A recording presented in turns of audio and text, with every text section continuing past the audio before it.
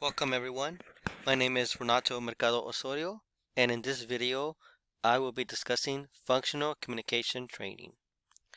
For the remainder of this video, I am going to use the acronym FCT when talking about functional communication training, just to save some time. FCT was originally developed in the 1980s as a way to reduce the troubling behaviors associated with autism. The idea was that these behaviors result from an inability to communicate needs effectively.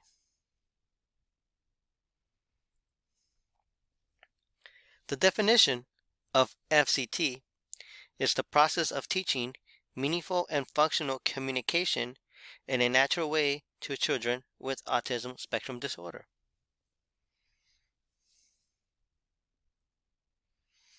The areas of focus is on children with ASD,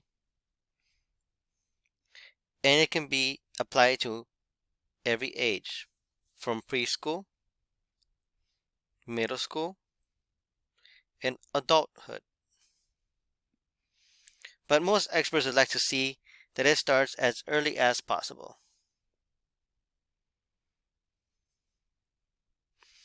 Here, we're looking at a graph of autism growth rate projected. You can see that in 1955, the children with autism were 1 in 500. If we just move 20 years later, it's at 1 in 50. And if we go beyond that to 2033, it's 1 in 4. This tells us that the more skilled we are in using methods such as FCT, the better we will be able to support children in the future. Children with ASD oftentimes get frustrated and have anxiety due to an inability to communicate needs and desires, resulting in inappropriate behavior. While you watch this video, think about what will you do and then write it down. We'll discuss this later time. Thank you.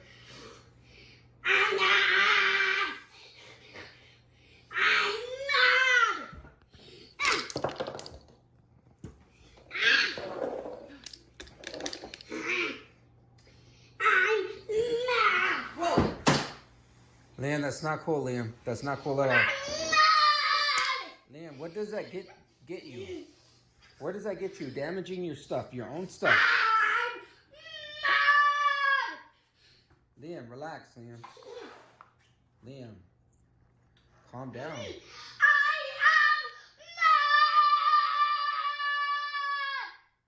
take it.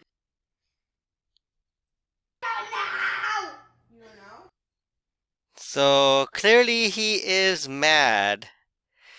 Two things we saw in that video. One, that the child was upset about something and he was expressing his feelings and not a desired behavior. And second was the male holding the recorder, I'm assuming it's the father, was trying to talk to him in the middle of his behavior outburst. So, when should you intervene?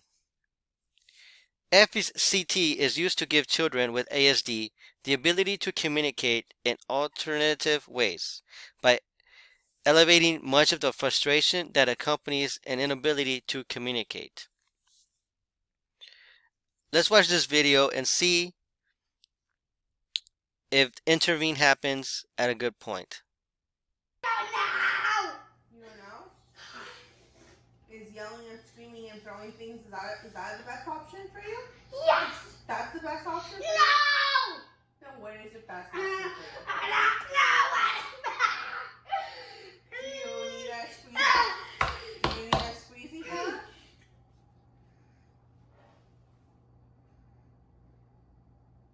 You okay?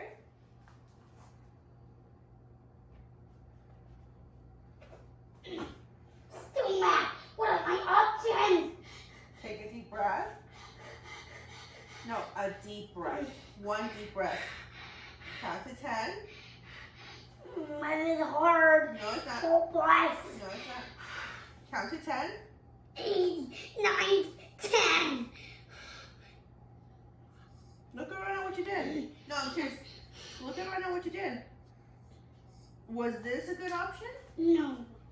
Spilling the water, throwing the chair, throwing Emma's cup, breaking it probably. That was all a good option? No. I'm mad!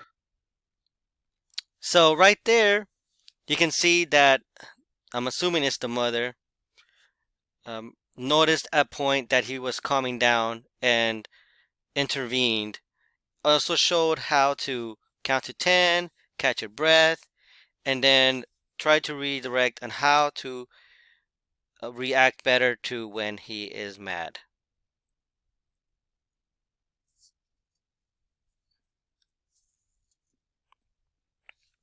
There are 7 steps to implementing FCT. And I want you to focus on the points next to the steps. It's the quick check to help you remember what they are for. So the first one is the most important step. Without conducting a functional behavioral assessment or incorrectly identifying the function of the behavior, it may lead to an unsuccessful intervention. So you need to assess the correct function of the behavior first. Next, you need to allow the child to access to needs. Once the function is identified, the goal is to teach a form of communication that allows the child to gain access or avoid the same function as the behavior. The third one is you're going to trigger the behavior. How are you going to teach how to communicate better with a behavior if you don't practice it? This is why we trigger it. Fourth is your prompt communication.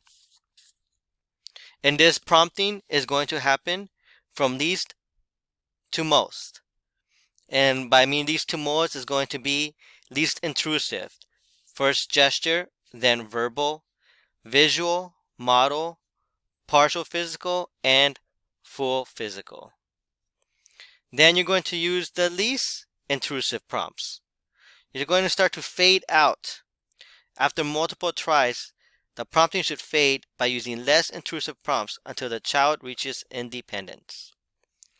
You are going to generalize and teach within new settings.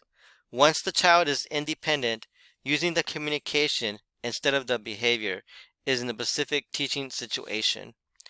The communicative response should be taught within new settings, people, and materials. And finally, you're going to be introducing new language. When initially teaching new response, we want to eliminate confusion by only teaching one thing. So we want to teach them how to do it in other ways. Verbal or alternative communication.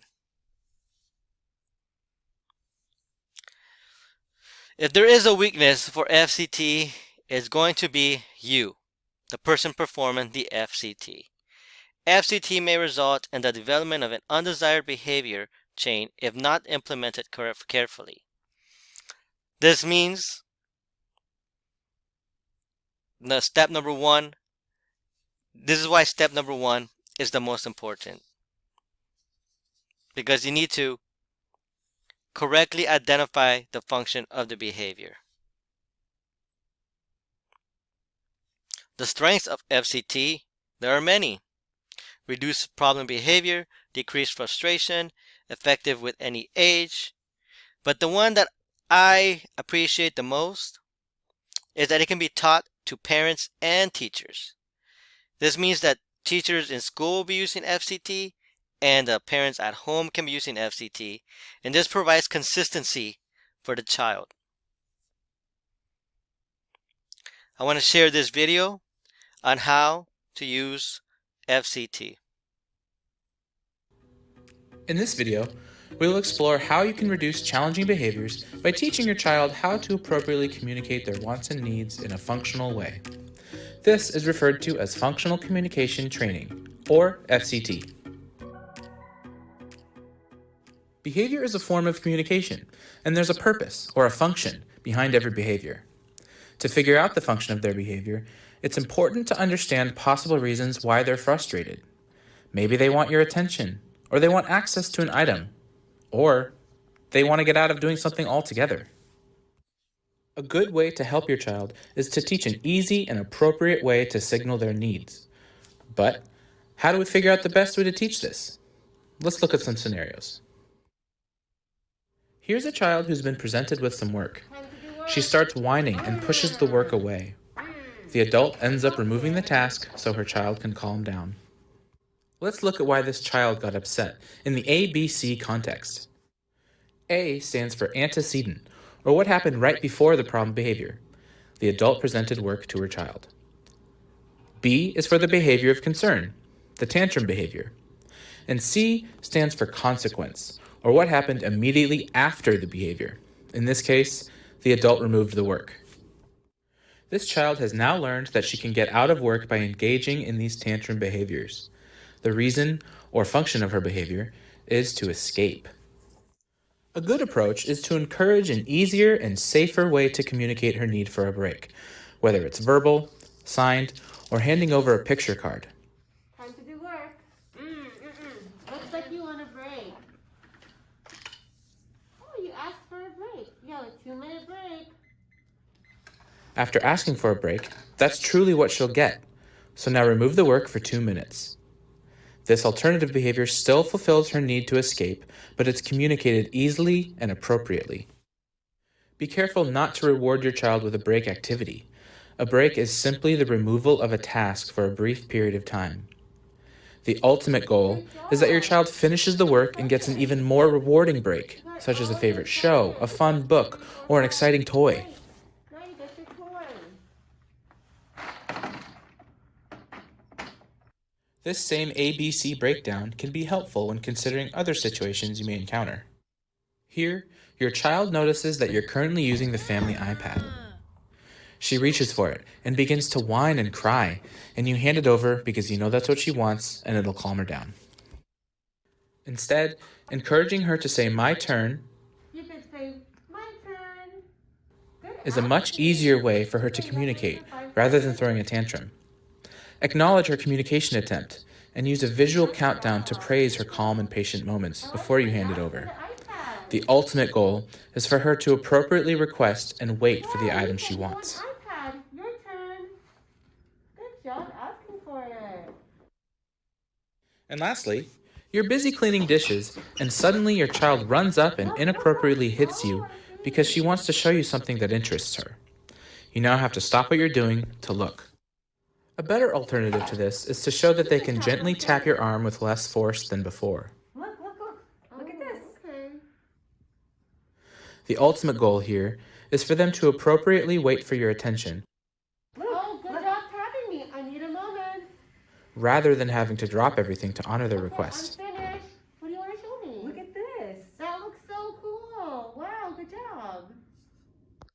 In order to figure out how to help them communicate better, it's important to really think about why your child is showing challenging behaviors. Remember, learning an alternative communication takes time and practice. Keep modeling, keep prompting, and continue rewarding your child's new ways of communicating his or her needs, and you'll get there. Well, thank you for watching that video. I hope you've learned more about FCT after watching this. Thank you.